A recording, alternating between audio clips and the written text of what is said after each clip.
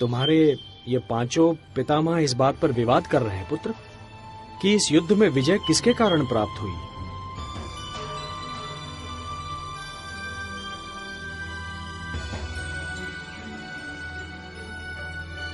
सोच समझकर उत्तर देना पौत्र। ना जाने किस आधार पर आप सब अपने आप को इस युद्ध का नायक मान रहे हैं। आप में से कोई भी नहीं है।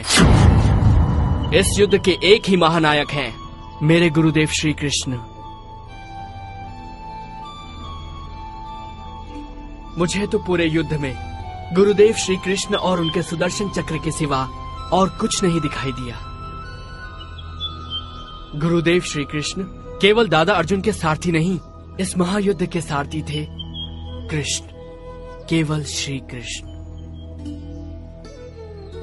हे वासुदेव, हे केशव, हमें क्षमा कीजिए। अहंकार विवेक का शत्रु होता है। युद्ध में यदि आप हमारे साथ ना होते तो हमें विजयश्री प्राप्त न होती। हे शीशदानी, इस युद्ध ने अन्यायी कौरवों को दंड दिया, पांडवों को हस्तिनापुर का राज्य दिया, मानवता को शांति दी, किंतु इस युद्ध ने तुम्हें क्या दिया पुत्र? आपके हृदय में स्थान। हे नारायण, ये आप भली भांति जानते हैं, मुझे अपने कर्म का कोई पुरस्कार नहीं चाहिए।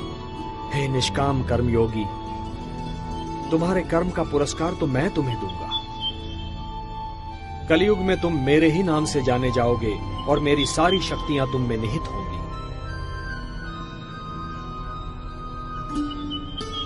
जो भी मनुष्य तुम्हारी पूजा करेगा उसकी सारी मनोकामनाएं पूर्ण होंगी। मेरे लिए क्या आज्ञा है प्रभु? पुत्र, कलयुग का प्रसार बढ़ते ही तुम खाटू नाम के स्थान पर प्रकट हो जाना। वहां की भूमि अत्यंत पवित्र और पावन है। खंडेला का राजा अत्यंत धार्मिक प्रवृत्ति का है। जब तक यह पृथ्वी है पुत्र, जब तक सूर्य चंद्रमा है, जब तक ये सारे नक्षत्र हैं, तुम लोगों के लिए पूजनीय और वंदनीय होगे। तुम्हारे शीश की पूजा होगी पुत्र। तुम शाम नाम से जाने जाओगे और हारे का सहारा बनोगे। ओम नमो भगवते वासुदेवाय। कीर्तिमान भव।